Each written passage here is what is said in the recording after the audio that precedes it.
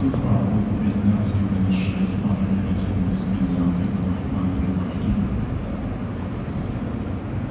اقرأ وربك الأكرم صدق الله العظيم وبلغنا رسوله النبي الكريم ونحن على ذلك لمن الشاهدين والشاكرين والحمد لله رب العالمين.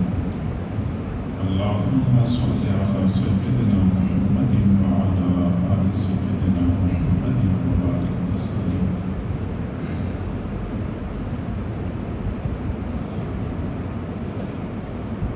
دینی مدارس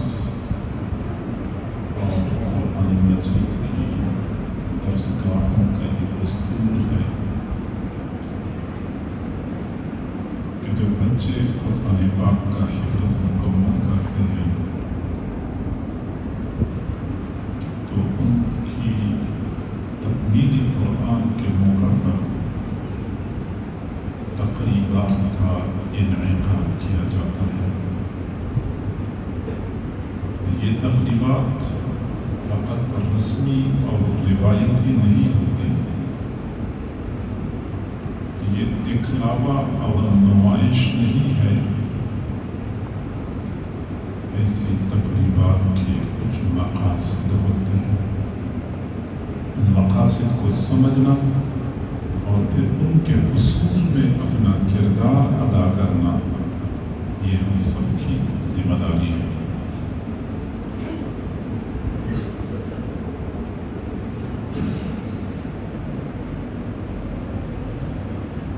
چنانچہ آج کی اس پروقار تقریب کے انعقاد کا اولین مقصد یہ ہے کہ وہ بچے جنہوں نے سال 2 سال 3 سال مسلسل محنت کی،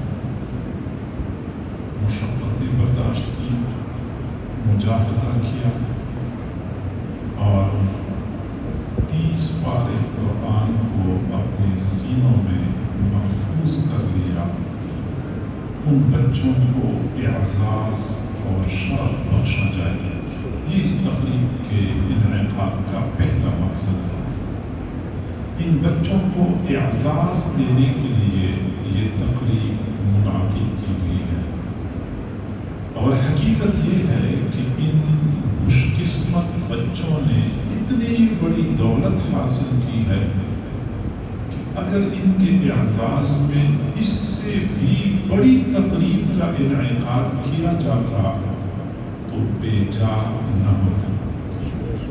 مسلم شریف کی روایت ہے، حضور صلی اللہ علیہ وسلم نے حضرات صحابہ کرام سے پوچھا، تم میں سے کوئی بندہ یہ پسند کرتا ہے کہ صبح کے وقت گھر سے نکلے، عقیق یا بتخان مقام پہ چلا جائے اور وہ وہاں تجارت کرے، خرید و فروخت کرے اور شام ہونے سے پہلے پہلے ایک اونٹنی منافع میں کما لے، اس طریقے سے کہ کسی کے ساتھ زیادتی نہ کرے، قطع رحمی نہ کرے، کسی کو دھوکہ نہ دے، ایک دن میں ایک اونٹنی کما لی.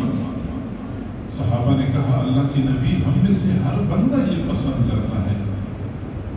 آپ نے پھر فرمایا، کیا تم میں سے کوئی بندہ یہ پسند کرتا ہے کہ وہ صبح کے وقت گھر سے نکلے، عقیق یا بتخان مقام پہ چلا جائے، وہاں خرید و فروخت کرے، تجارت کرے اور شام ہونے سے پہلے 2 اونٹنیاں منافع میں کما لے؟ اللہ کے نبی، ہم میں سے ہر بندہ یہ پسند کرتا ہے. تو آپ صلی اللہ علیہ وسلم نے فرمایا، قسم ہے اس پروردگار کی جس کے قبضہ قدرت میں میری جان ہے کہ تم میں سے کوئی بندہ صبح کے وقت گھر سے نکلتا ہے، قرآن مجید کی ایک آیت سیکھتا ہے، یہ ایک اونٹنی کمانے سے افضل ہے. 2 آیتیں سیکھ لے تو 2 اونٹنیاں کمانے سے افضل ہے. 3 آیتیں سیکھ لے تو 3 اونٹنیاں کمانے سے افضل ہے. ہم اندازہ لگائیں کہ جو بندہ ایک آیت سیکھتا ہے، یاد کرنے کی بات نہیں ہے، صرف سیکھتا ہے، یہ ایک اونٹنی کمانے سے افضل ہے۔ تو وہ سعادت مند بچے جنہوں نے 6000 سے زیادہ آیتیں صرف سیکھی نہیں ہیں بلکہ زبانی طور پہ اپنے سینوں میں محفوظ کر رکھی ہیں، انہوں نے کتنی بڑی دولت سمیٹی ہے، ہم اس کا اندازہ ہی نہیں کر سکتے۔ تو اتنی بڑی دولت سمیٹی ہے تو حق بنتا ہے کہ ان کو اس سے بھی زیادہ اعزاز اور شرف بخشا جاتا۔ اور حقیقت یہ ہے کہ یہ قرآن اللہ کا کلام ہے، اللہ کا کلام ہے، اور جیسے اللہ کی ذات بلند ہے ایسے ہی اللہ کا کلام بھی بلند ہے۔ اور جو بندہ اس کلام کے ساتھ جڑ گیا، کلام اللہ اس کو بھی بلندی پہ پہنچا دے۔ جس نے قرآن کے ساتھ وابستگی اختیار کر لی، قرآن نے اس کو باقی عروج پہ پہنچا کے چھوڑا۔ تو کوئی طالب علم قرآن پاک پڑھ رہا ہوتا ہے، یہ ایسا ہوتا ہے جیسا کہ وہ اللہ سے ہم کلام ہو رہا ہو۔ حضرت موسیٰ علیہ السلام نے ایک مرتبہ اللہ تعالیٰ سے ہم کلامی فرمائی تو وہ کلیم اللہ ٹھہرے۔ تو یہ حفاظ یہ تو صبح سے لے کے شام تک اللہ سے ہم کلامی کر رہے ہوتے ہیں، ان کا مقام اور مرتبہ کیا ہوگا ہم اس کا اندازہ ہی نہیں لگا سکتے۔ ہارون الرشید ایک بادشاہ گزرا ہے عباسی خاندان کا،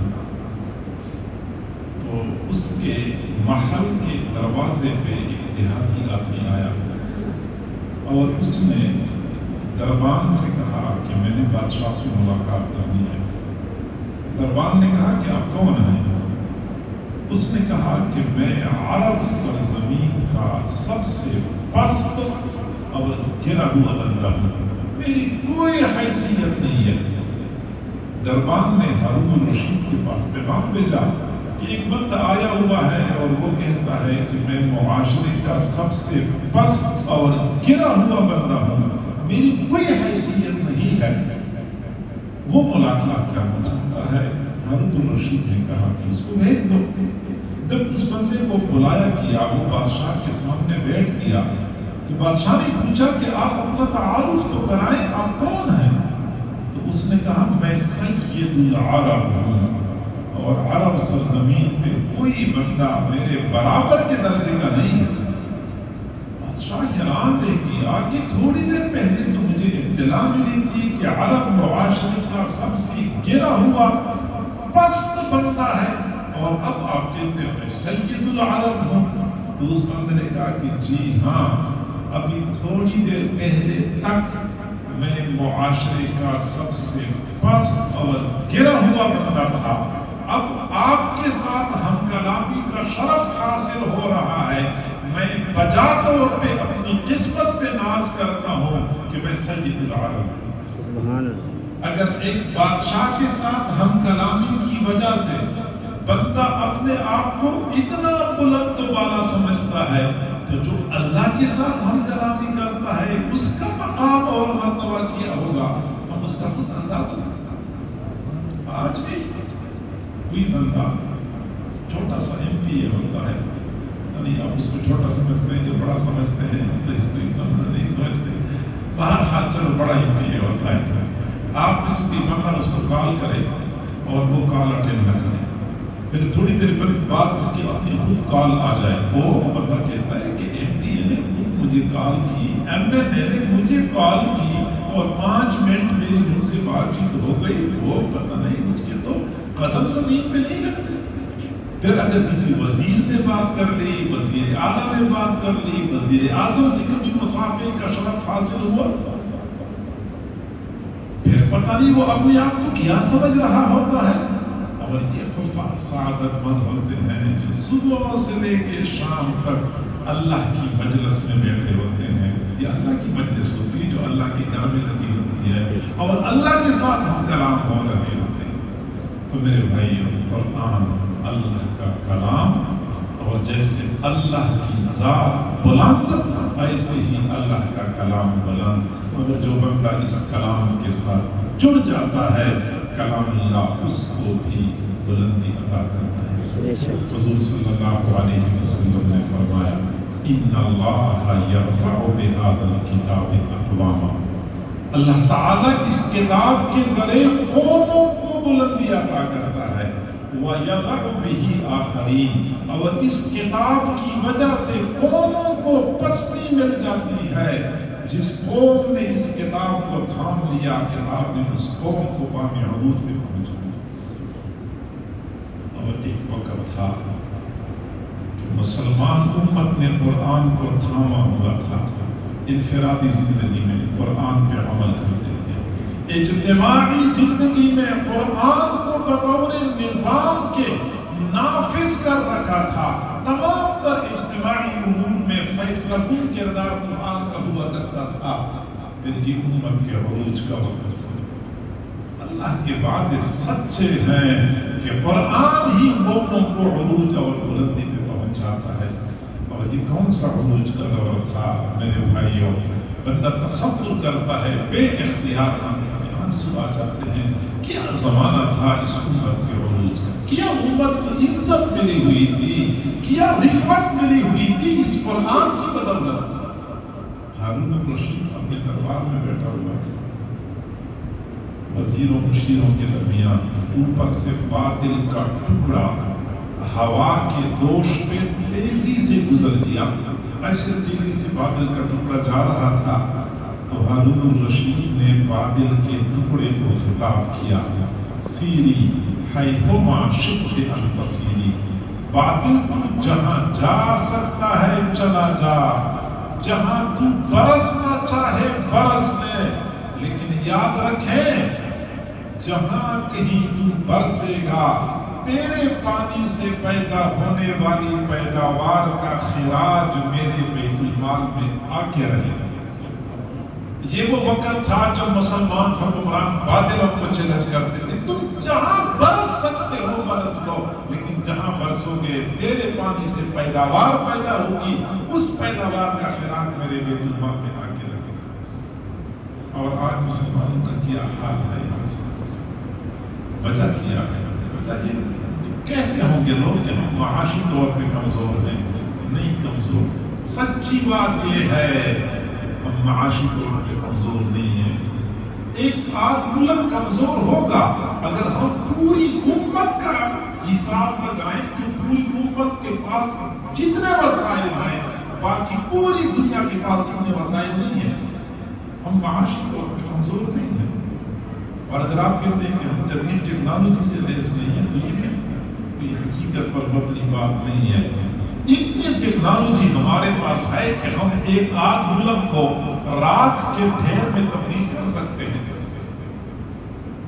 یہ بھی وجہ نہیں ہے۔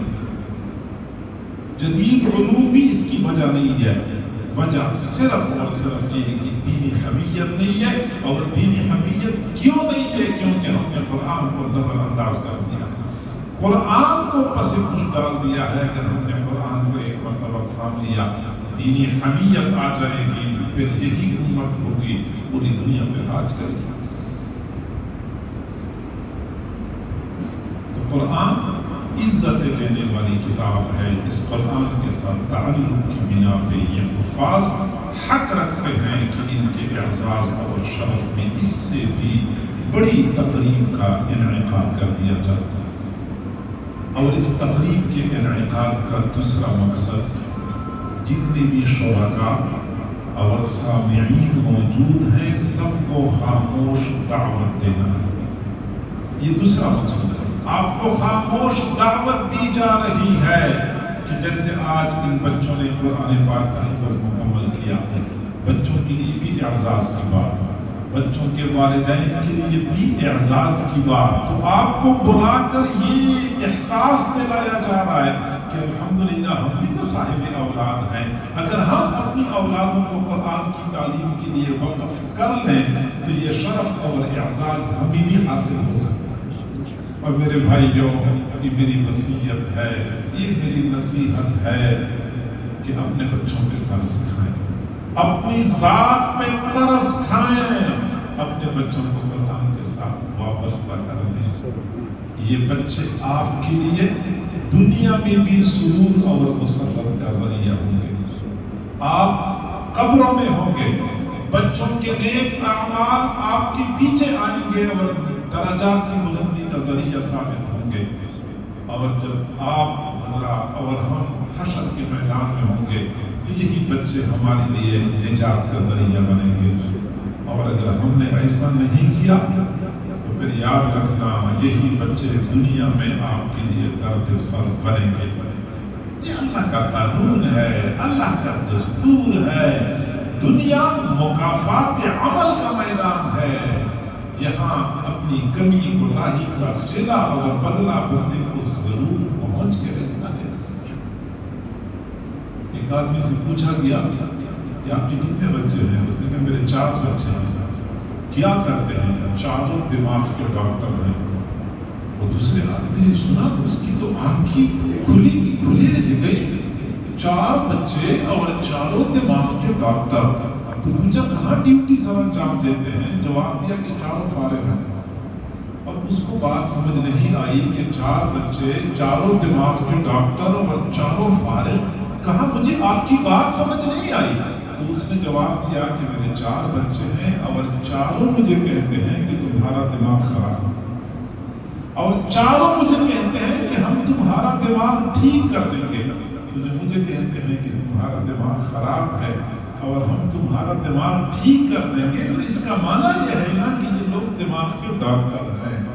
جی ہاں میرے بھائیوں، جب ہمارے بچوں کا دماغ خراب ہو جائے اور وہ ہمیں کہیں کہ ہم تمہارا دماغ ٹھیک کر دیں گے، اس سے پہلے بچوں کا دماغ خراب ہونے سے بچائیں۔ اور دماغ خراب ہونے سے کیسے بچتا ہے کہ یہ قرآن ہے، یہ سینے کے اندر جو بیماریاں ہیں ان کے لیے بھی شفا ہے۔ دماغ کے اندر اگر کوئی خرابی ہے تو اس کے لیے بھی قرآن شفا ہے۔ دنیا میں یہی بچے آپ کے لیے سرور اور مسرت کا ذریعہ بنیں گے اگر آپ نے بچوں کی اچھی تربیت کی، قرآن کے ساتھ وابستہ کیا۔ قبروں میں ہوں گے تو بچوں کے اعمال آپ کے لیے، ہمارے لیے نجات کا ذریعہ بنیں گے۔ آپ اندازہ لگائیں کہ ایک قاری صاحب اپنے شاگردوں کو قرآن پڑھاتا ہے تو قاری صاحب کی کلاس میں 30 بچے ہوتے ہیں۔ 30 بچے اوسطاً ہوتے ہیں، بعض قاری صاحب 40 بھی رکھتے ہیں، 50 بھی رکھتے ہیں، بعض کے یہاں 20 ہوتے ہیں، لیکن اوسطاً 30 بچے ہوتے ہیں۔ اب جو بچے صبح سے لے کے شام تک قرآن پڑھتے ہیں تو جو حضرات پڑھانے والے ہیں ان کو پتہ ہے کہ ایک بچہ کم از کم 10 پارے تلاوت کرتا ہے ایک دن میں، کم از کم 10 پارے تلاوت کرتا ہے۔ تو اگر 30 بچے ہوں اور ایک بچہ 10 پارے تلاوت کرے تو یہ کل 300 پارے ہو گئے۔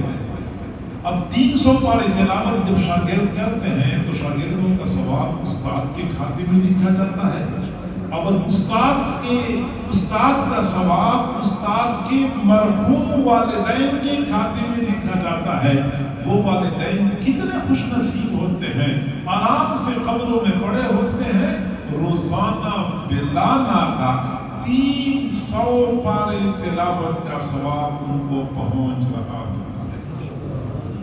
الف لام میم پڑھتے ہیں تو 30 نیکیاں، الف لام میم پر 30 نیکیاں، پھر لمبی آیت پر کتنی نیکیاں ملیں گی، پورے پارے پر کتنی نیکیاں ملیں گی، اور جب 300 پارے تلاوت کا ثواب ہوگا میرے بھائیوں یہ ممکن ہے۔ اس کا مستحق آپ بھی بن سکتے ہیں، میں بھی بن سکتا ہوں، بشرطے کہ ہم تھوڑی سی کوشش کریں۔ مکہ مکرمہ میں قبرستان ہے جنت المعلی۔ جنت المعلی قبرستان میں ایک اللہ والے دن کے وقت ایک درخت کے نیچے لیٹے ہوئے تھے، تو انہوں نے ایک خواب دیکھا کہ قبرستان کے مردے قبروں سے نکلے ہوئے ہیں اور ایسی پولی کی شکل میں بیٹھے ہوئے ہیں۔ یہ وہیں پہ جا کے کھڑے ہو گئے۔ پھر تھوڑی دیر بعد دیکھا کہ وہاں ایک اور بندہ آیا اور اس نے آواز لگائی کہ وہ لوگوں اپنا اپنا حصہ وصول کر لو۔ جو ہی اس نے آواز لگائی تو سارے لوگ ایک طرف کو بھاگ پڑے اور ان لوگوں میں سے ایک بندہ اپنی جگہ پر بیٹھا رہا. تو یہ بندہ اس کے پاس گیا اور اس سے پوچھا کہ بھائی یہ لوگ کہاں چلے گئے اور آپ کیوں بیٹھے رہ گئے؟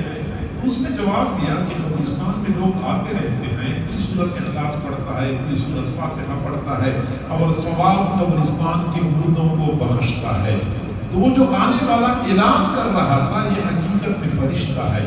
پھر یہ فرشتہ اعلان کرتا ہے کہ وہ لوگوں اس ثواب میں سے اپنا حصہ وصول کر لو. تو لوگ اپنا حصہ وصول کرنے کے لیے بھاگ پڑتے ہیں. تو میں نے پوچھا کہ آپ تو نہیں گئے؟ اس نے کہا مجھے ضرورت ہی نہیں ہے. میں نے کہا آپ کو ثواب کی ضرورت نہیں. اس نے کہا مجھے ثواب کی ضرورت نہیں. تو 3 مرتبہ اس نے کہا. میں نے کہا آپ کو ثواب کی ضرورت کیوں نہیں ہے؟ اس نے بڑی بے نیازی سے کہا کہ مجھے ثواب کی ضرورت اس لیے نہیں ہے کہ میرا ایک بیٹا حافظ قرآن ہے.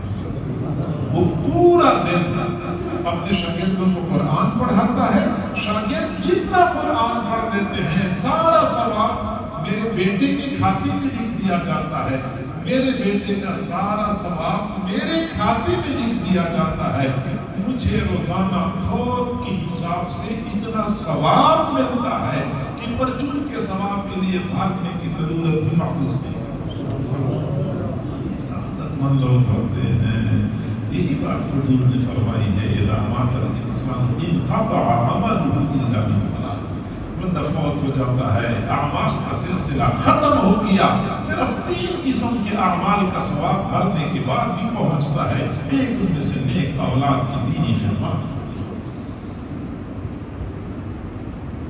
تو یہ آپ حضرات کو اور مجھے یہ ترغیب دی جا رہی ہے کہ ہم بھی اپنے بچوں کو قرآن کا حافظ بنائیں.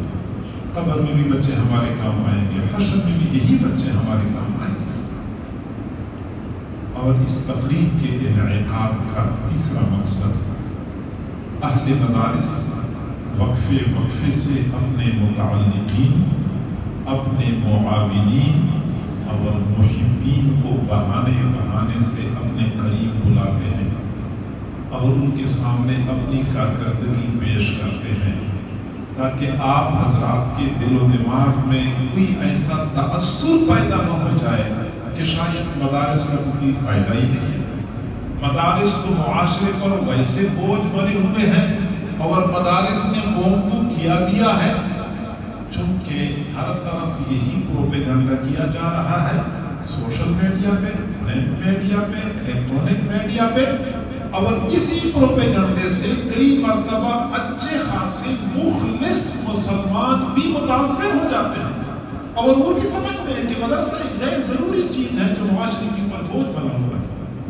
اور یہ ہماری بہت بڑی کمزوری ہے کہ ہم وہ پروپیگنڈا تو سن لیتے ہیں، متاثر ہو جاتے ہیں، لیکن مدرسے میں جانے کا تکلف نہیں کرتے کہ ہم خود مدرسے میں جا کے دیکھ لیں کہ جو پروپیگنڈا کیا جا رہا ہے یہ سچ پر مبنی ہے یا خالص جھوٹ اور فریب ہے. مدارس میں آئیں، آپ کو دعوت دی جاتی ہے کہ اللہ کے لیے مدارس سے فاصلے ختم کر دو، دوریاں ختم کر دو. جب حقائق سامنے آئیں گے پروپیگنڈا خود بخود دم توڑ جائے گا. لیکن جب آپ حقائق کو سمجھنے کی کوشش نہیں کرتے تو پروپیگنڈے سے متاثر ہونا انسان کا ایک فطری عمل ہے. تو میرے بھائیوں، آپ کو اس لیے بلایا جاتا ہے کہ مدارس نے قوم کو کیا دیا ہے. مجھ سے ایک بندے نے کہا کہ مدارس نے قوم کو کیا دیا ہے. میں نے کہا مدارس کو کیا چاہیے تھا، کیا دینا چاہیے تھا؟ مدارس کس لیے بنے ہیں؟ اب وہ یہ تو کہہ نہیں سکتا کہ مدرسہ اس لیے بنتا ہے کہ یہاں ڈاکٹر تیار ہو، یہاں انجینئر تیار ہو. اس کو مجبوراً کہنا پڑا کہ مدرسہ اس لیے بنتا ہے کہ یہاں حافظ، مفتی اور عالم تیار ہو. تو میں نے کہا کہ کتنے حافظ دیے ہیں مدرسوں نے قوم کو، اور کتنے عالم دیے ہیں مدارس نے قوم کو، اور کتنے مفتی دیے ہیں. آپ نے چینی کا بحران تو دیکھا ہوگا اپنے ملک میں، پیٹرول کا بحران بھی دیکھا ہوگا، جو بڑے بڑے لوگوں نے گندم اور آٹے کا بحران دیکھا ہوگا. کبھی کسی چیز کا بحران، کبھی کسی چیز کا بحران. آپ نے کبھی مولویوں کا بحران دیکھا ہے کہ ہمیں جنازہ پڑھانے کے لیے مولوی چاہیے، مولوی مل نہیں رہے. ہمیں نکاح پڑھانے کے لیے نکاح خان چاہیے، نکاح خان مل نہیں رہا. کبھی آپ لوگوں نے سنا ہے؟ بالکل نہیں سنا ہوگا، کیونکہ مدارس نے قوم کو جو کچھ دینا تھا قوم کی ضرورت سے زیادہ دیا ہے۔ قوم خود کفیل نہیں ہے، قوم کی ضرورت سے زیادہ ہے، اور اسی چیز کو ایکسپورٹ کیے جا رہے ہیں۔ چنانچہ آپ امریکہ جائیں، افریقہ جائیں، برطانیہ جائیں، یقین کریں اپنے ہی ملک کے ان بوری یا نشین علماء کے شاگرد آپ کو وہاں پہ کام کرتے ہوئے نظر آئیں گے۔ اگر کسی کو یہ شکوہ ہے کہ مدرسے نے قوم کو ڈاکٹر نہیں دیا، تو یہ اس آدمی کی سوچ درست نہیں ہے، کیونکہ مدرسہ ڈاکٹر بنانے کے لیے بنا ہی نہیں ہے، مدرسہ انجینئر بنانے کے لیے بنا ہی نہیں ہے۔ مدرسہ جس مقصد کے لیے بنا ہے وہ مقصد پورا کر رہا ہے۔ مدرسہ آپ سے چندہ مانگتا ہے۔ کبھی کسی مدرسے والوں نے کہا کہ ہمیں چندہ دو، ہم ڈاکٹر تیار کرتے ہیں۔ اگر اس کے لیے چندہ مانگتے ہو تو آپ شکوہ کریں کہ ڈاکٹر تو آپ تیار کرتے نہیں ہیں۔ مدرسے والے جب آپ سے چندہ مانگتے ہیں تو واضح طور پہ کہتے ہیں کہ قرآن اور حدیث کی تعلیم کو عام کرنے کے لیے ہمارے ساتھ تعاون کرو۔ اب اگر قرآن اور حدیث کی تعلیم عام نہ ہو تو آپ بتا دیں۔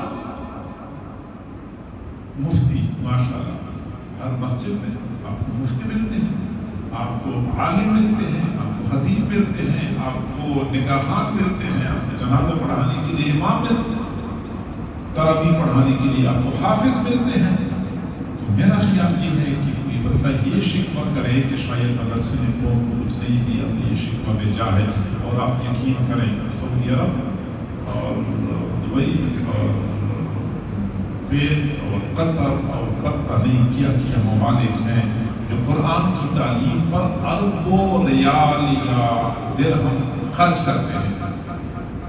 ان ممالک میں جو سرکاری سرپرستی میں قرآن پاک کی تعلیم کو عام کیا جا رہا ہے اور اربوں کھربوں روپے وہاں پہ خرچ ہوتے ہیں، انہوں نے اتنے حفاظ تیار نہیں کیے جتنے حفاظ آپ کی اس ملک میں یہ چندے پہ چلنے والے دینی مدارس قوم کو دے رہے ہیں۔ پوری دنیا میں ریکارڈ ہے کہ کسی ملک میں اتنے حفاظ تیار نہیں ہوئے، کسی ملک میں اتنے علماء تیار نہیں ہوئے جتنے تیار ہوتے ہیں یہاں پہ۔ تو میرے بھائیوں، مدرسہ جس مقصد کے لیے بنا ہے وہ مقصد پورا کر رہا ہے۔ اور اگر آپ کہتے ہیں کہ نہیں مدرسہ ڈاکٹر نہیں تیار کر رہا، تو میں آپ کو بتاؤں کہ مدرسہ ڈاکٹر بنانے کے لیے بنا ہی نہیں ہے۔ نہ کسی مولوی نے آپ سے چندہ مانگا ہے کہ ہم ڈاکٹر بناتے ہیں تو ہمیں چندہ دیں۔ اور اگر آپ ہم سے شکوہ کرتے ہیں کہ پھر آپ ڈاکٹر کیوں نہیں بناتے، تو میں جواب دوں کہ ڈاکٹر کے لیے تو میڈیکل کالج موجود ہے، میڈیکل یونیورسٹی موجود ہے، وہ تو ہمارا کام ہے ہی نہیں۔ تو ہم سے آپ کا یہ مطالبہ ہی بھیجا ہے۔ یہ عجیب معاملہ ہے۔ میرے پاس ایک مرتبہ ایک ڈاکٹر صاحب ہے اور ڈاکٹر صاحب نے بھی آدھا گھنٹہ میرے سامنے یہی بات کی ہوگی کہ مدارس میں یہ سلسلہ ٹھیک نہیں ہے، اس کو ٹھیک کرنا چاہیے، تو یہ ٹھیک نہیں ہے، اس کو ٹھیک کر، وجہ کہ مجھے مدارس کے نظام کو درست کرنے کے بارے میں بریف کر رہا تھا۔ اور بھی آدھا گھنٹہ اس نے مجھے لیکچر دیا کہ مدارس کا نظام یوں ٹھیک ہوگا تو یوں ٹھیک ہوگا، اور میں سنتا رہا۔ میں نے کہا چلو آپ کی باری گزر جائے گی تو میری باری آ جائے گی۔ جب اس کی باری گزری خاموش ہو گیا۔ میں نے کہا ڈاکٹر صاحب آپ نے اپنی بات کر لی؟ کہ میں نے کہا ہاں میں نے اپنی بات کر لی۔ میں نے کہا ڈاکٹر صاحب ہماری اس قوم کی یہ بدقسمتی ہے کہ آپ جیسے ذو استعداد اور قابل لوگ چلے گئے ہسپتالوں میں، اور ہم جیسے نالائق لوگ آ گئے دینی مدارس میں۔ اگر آپ جیسے قابل لوگ دینی مدارس میں آ چکے ہوتے تو مدارس کا نظام ایسا بہترین ہوتا جیسا کہ ہسپتالوں کا نظام بہترین ہے۔ پھر جب تک میں بیٹھا رہا وہ بولا نہیں، کیونکہ میں نے اس کو بولنے کا چھوڑا نہیں تھا۔ وہ خدا کے بندے، آپ مدارس کی اصلاح کی بات کر رہے ہیں، اپنے ہسپتال کا نظام آپ کو معلوم نہیں ہے۔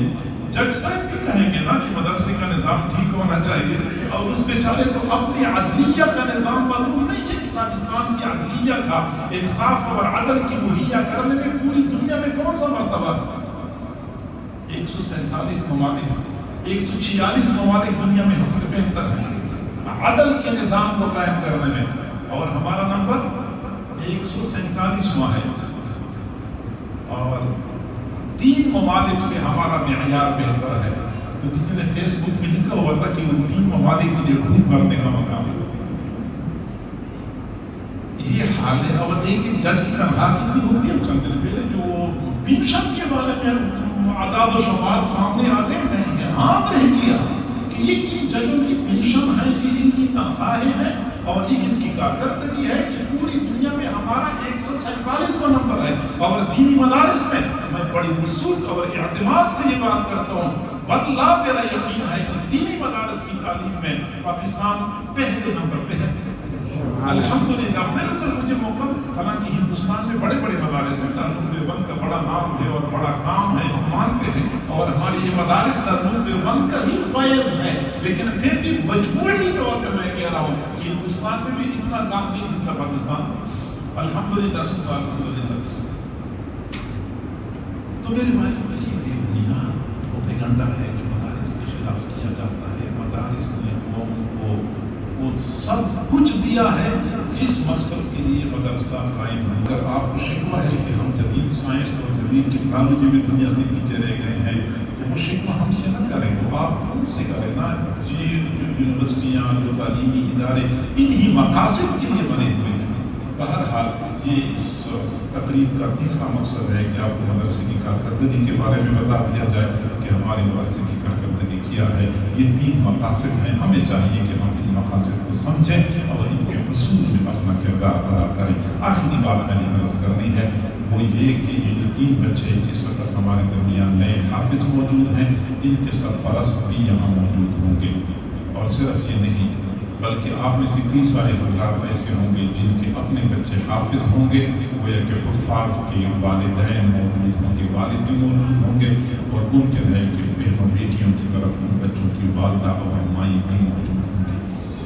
मैं आपसे एक बात अर्ज़ करूँ कि हमारे यहाँ बच्चों को बड़े शौक़ से, ज़ौक़ से, मुजाहदे के साथ हाफिज बनाया जाता है, लेकिन जब एक मरतबा बच्चा हाफिज बन जाता है, फिर इसके बाद कुरान पाक की इस अज़ीम नेमत की हिफाजत करने के लिए जो कोशिश और काबिश करनी चाहिए थी, फिर वो कोशिश नहीं की जाती। नतीजा ये निकलता है कि बच्चे की ये नेमत ज़ाया हो जाती है। इन बच्चों को बहुत बड़ी नेमत मिली है, लेकिन नेमत जितनी अजीम है उसकी हिफाजत की फिक्र करना उतना ही ज़्यादा ज़रूरी है कि इसकी अब हिफाजत भी की जाए।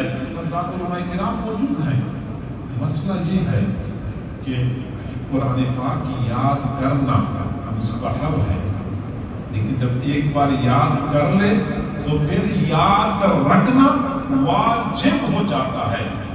अगर कोई बच्चा शुरू से याद ही नहीं करता वो गुनाहगार नहीं होगा।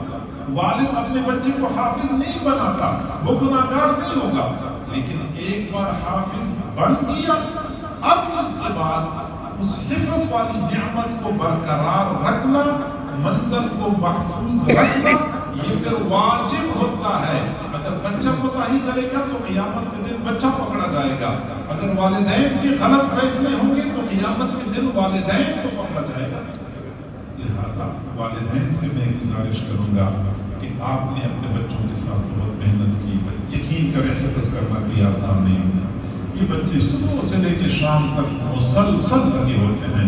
बच्चों की मेहनत, उस्तादों की मेहनत, वालिदैन का ताआवुन, ये 3 चीज़ें मिलती हैं तो बच्चा हाफिज बनता है। और अगर बच्चे की ये नेमत ज़ाया हो जाए तो उस्ताद की मेहनत ज़ाया, बच्चे की मेहनत ज़ाया, वालिदैन की तमाम तर कोशिशें और काविशें बेकार साबित हो जाती हैं अगर बच्चे की ये नेमत ज़ाया हो जाए।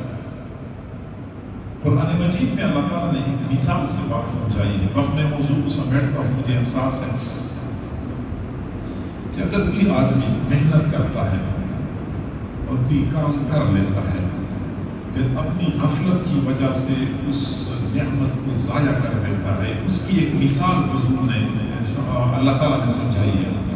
मक्का मुकर्रमा में एक खातून थी जिसका दिमागी तवाज़ुन ठीक नहीं था। वो पूरा दिन सूत काटती थी, धागा बनाती थी और शाम के वक़्त अपना काटा हुआ सूत अपने हाथों से टुकड़े टुकड़े कर देती थी। अगले दिन फिर वही सूत काट के धागा बनाती थी, शाम के वक़्त वही सूत अपने हाथों से टुकड़े टुकड़े कर देती थी। گویا کہ پورا دن محنت کرنا، شام کو اپنی محنت کے اوپر خود پانی پھیرنا۔ اللہ تعالیٰ فرماتے ہیں وَلَا تَكُونُوا كَالَّتِي نَقَضَتْ غَزْلَهَا مِن بَعْدِ قُوَّةٍ أَنْكَاثًا، وہ خاتون جو پورا دن سوز کاٹنے کے بعد شام کو ٹکڑے ٹکڑے کر دیا کرتی تھی، تم اس خاتون کی طرح نہ بنو کہ اپنی محنت خود بخود ضائع کر لو۔ تو یہ جو بچوں نے محنت کی ہے، استادوں نے محنت کی ہے، آپ حضرات کا تعاون ساتھ تھا، اب یہ تمام تر کوششیں اور کاوشیں ضائع کرنا کون سی دانشمندی ہے؟ آپ کو کیا کرنا چاہیے؟ والدین کو کیا کرنا چاہیے؟ والدین کو چاہیے کہ اپنے بچوں کو انہی خطوط پہ چلائے رکھیں جن خطوط پہ ابھی بچے چل رہے ہیں۔ پہلے دن جب آپ نے اپنا بیٹا گھر سے روانہ کیا قرآن کی تعلیم کے لیے، گویا کہ آپ نے اللہ کے ساتھ ایک عہد کر لیا، اب اس عہد سے پھرنا نہیں ہے۔ عہد یہ کیا تھا کہ میرا بیٹا اللہ کے لیے وقف ہے، اللہ کی دین کے لیے وقف ہے۔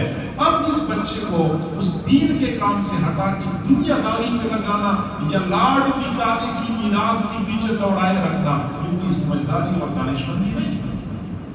عہد کیا ہے، اس عہد کو نبھائیں، انہی خطوط پہ چلائیں۔ اور اگر آپ کو ڈر ہے کہ بھوکا مر جائے گا تو میرا خیال یہ ہے کہ بھوکا نہیں مرتا، یہ خواہ مخواہ میں آپ لوگوں کو دھوکا ہے، اور یہ شیطان ہی لوگوں کے دلوں میں ڈالتے بچے کو مولوی بنائیں گے تو کھائے گا کہاں سے۔ میں تو دوستوں سے کہا کرتا ہوں کہ تم بھی عجیب لوگ ہو، ایک طرف کہتے ہو کہ بچے کو مولوی بناؤ گے تو کھائے گا کہاں سے، اور دوسری طرف کہتے ہو کہ مولوی بہت کھاتے ہیں، مولوی بہت کھاتے ہیں، الحمدللہ مولوی کھاتے ہیں، اللہ کھلاتا ہے۔ آپ کو بھی کہتے ہیں اپنے بچوں کو مولوی بنائیں تاکہ وہ بھی ہمارے ساتھ کھائیں، ہم تو کبھی دل تک نہیں کرتے۔ تو میرے بھائیوں، اپنے بچوں کو جب حافظ بنایا تو قاری بنائیں، عالم بنائیں۔ اور اگر آپ کہتے ہیں کہ نہیں معذرت یہ ہماری بالکل مجبوری ہے، ڈاکٹر بنانا یہ ہماری مجبوری ہے، انجینئر بنانا ہماری مجبوری ہے، واللہ میں اس کا مخالف نہیں ہوں۔ میں کہتا ہوں آپ اپنے بیٹوں کو ڈاکٹر بنائیں، انجینئر بنائیں، بالکل مخالف نہیں ہوں، لیکن پھر میری ایک گزارش ہوگی کہ آپ بچے کو اسکول میں داخل کریں، بچے کو کالج میں داخل کریں، یا بچے کو آپ کاروبار میں لگائیں، لیکن بچے کو پابند کریں اور خود بھی اس کا اہتمام کریں۔ روزانہ 1 گھنٹہ کم از کم یہ بچہ قرآن کے لیے فارغ کرے، 6 گھنٹے، 8 گھنٹے اسکول میں پڑھے، 4 گھنٹے وہ ٹیوشن پڑھے، ہوم ورک کرے، لیکن 1 گھنٹہ کم از کم قرآن کے لیے فارغ کرے۔ اسی مدرسے میں بچے کو پابند کریں کہ اپنے استاد کے پاس جانا ہے، روزانہ 1 گھنٹہ باقاعدہ کلاس میں طلباء کے ساتھ بیٹھ کے 1 گھنٹہ لگانا ہے۔ آدھا گھنٹے میں ایک پارہ تیار کرنا ہوتا ہے اور آدھے گھنٹے میں وہی پارہ سنانا ہوتا ہے۔ یوں آپ کا بچہ مدرسے کے ساتھ جڑا رہے گا، قرآن کے ساتھ جڑا رہے گا، قرآن کا نور بھی اسی طرح برقرار ہوگا، قرآن کی یہ نعمت بھی اسی طرح سینے میں محفوظ ہوگی۔ ورنہ پھر آپ کو پتہ ہے کہ اسکول اور کالج کا ماحول کیسے ہے۔ مجھے ایک آدمی نے کہا، بڑا ناراض ہو رہا تھا، اصل میں مدرسے پر ناراض ہو رہا تھا۔ میں نے اپنے بچے کو حافظ بنایا تو بچہ حافظ بن گیا، تو میرا بچہ فرض نماز نہیں پڑھتا، تو گویا کہ مدرسے والوں نے تربیت ٹھیک نہیں کی۔ تو میں نے کہا کہ آپ کا بچہ کرتا کیا؟ کہتے اسکول پڑھتا ہے۔ میں نے کہا نماز نہیں پڑھتا؟ نہیں پڑھتا۔ میں نے کہا جب مدرسے میں تھا تب پڑھتا تھا؟ کہتے اس وقت تو اشراق اور چاشت بھی پڑھ لیتا تھا، اوابین بھی پڑھتا تھا، اب نہیں پڑھتا۔ تو میں نے کہا جب تک مدرسے میں تھا، مدرسے میں فرض تو پڑھتا تھا، اشراق، چاشت، اوابین بھی پڑھا کرتا تھا، اب جب کالج میں چلا گیا وہاں فرض نماز نہیں پڑھتا تو خرابی کہاں ہے؟ اب آپ کو اتنا بھی سمجھ نہیں آتا کہ مدرسے کے ماحول میں اچھا بھلا پکا مسلمان تھا، فرائض کے ساتھ ساتھ نوافل کا اہتمام کرنے والا، تو کالج کے ماحول میں اگر یہ نہیں پڑھتا تو خرابی کالج میں ہے یا مدرسے میں ہے؟ اور میں نے اس سے کہا کہ اگر آپ کا یہ خیال ہو کہ کالج کے ماحول میں آپ کا بیٹا جنید بغدادی بنے گا تو پھر آپ کسی ماہر سے علاج کروا لیں، آپ کو خود علاج کی ضرورت ہے۔ وہ کالج کا ماحول اسی مقصد کے لیے بنا ہی نہیں ہے، وہ سکول اسی مقصد کے لیے بنا ہی نہیں ہے جو آپ توقع رکھتے ہیں۔ تو میرے بھائیوں، اپنے بچوں کو قرآن پاک کے ساتھ اسی طرح وابستہ رکھیں۔ حضور صلی اللہ علیہ وسلم نے فرمایا مجھ پہ میری امت کے گناہ پیش کیے گئے، مجھ پہ میری امت کے گناہ پیش کیے گئے تو سب سے بڑا گناہ میں نے یہ دیکھا کہ ایک آدمی نے پورا قرآن یاد کر لیا یا ایک پارا یاد کر لیا یا ایک سورت یاد کر لی، پھر اس نے وہ سورت بھلا دی یا پارا بھلا دیا، یہ میں نے سب سے بڑا گناہ دیکھا ہے۔ تو گویا کہ یہ بہت بڑا گناہ ہے اور یہ بندہ واجب کا تارک بن جاتا ہے۔ ہماری یہ بڑی کمزوری ہے۔ عام طور پہ لوگ کہتے ہیں کہ بچہ حافظ بن گیا تو گھر میں 10 بجے تو جنت میں پکے ہو گئے، چلے جائیں گے، بس اب مزید ہمارے گھر میں کوئی ہے ہی نہیں، تو لہٰذا بچے کو کالج میں بھیجو یا بچے کو کاروبار میں لگا دو، ہمارے 10 بندوں کی ٹکٹ پکی ہو گئی ہے۔ میرے بھائیوں ایسا نہیں ہے، وہ حدیث میں کچھ اور الفاظ آئے ہیں۔ جو بچہ قرآن پاک کو یاد کر لے پھر اس کے حلال کو حلال سمجھے، حرام کو حرام سمجھے، اس پہ عمل کرے، پھر اس بچے کو قیامت کے دن 10 بندوں کی سفارش کا موقع دیا جائے گا اور اس کی سفارش قبول کی جائے گی۔ اب اگر ایسا معاملہ ہے کہ بچے نے قرآن پاک کا یہ حفظ بھلا دیا ہے اور اس میں والدین کا بھی کردار تھا، تو قیامت کے دن نہ تو یہ بچہ نجات پا سکے گا نہ اس کے والدین نجات پا سکیں گے۔ یہی قرآن ان کے لیے پکڑ کا ذریعہ بنے گا، لینے کے دینے پڑ جائیں گے۔ لہذا آپ حضرات سے گزارش ہے کہ جب اتنی کوشش آپ لوگوں نے کر لی ہے، اب مزید بھی اپنے بچوں کو قرآن کے ساتھ وابستہ رکھیں، جوڑے رکھیں۔ اللہ کریم آپ تمام حضرات کا سننا اور اس عزیز کا بولنا اپنے دربار میں قبول و منظور فرمائے، اور ان بچوں نے جو محنتیں کی ہیں، استادوں نے محنتیں کی ہیں، اللہ تعالیٰ سب کی محنتوں کو شرف قبولیت نصیب فرمائے۔ وآخر دعوانا ان الحمد للہ۔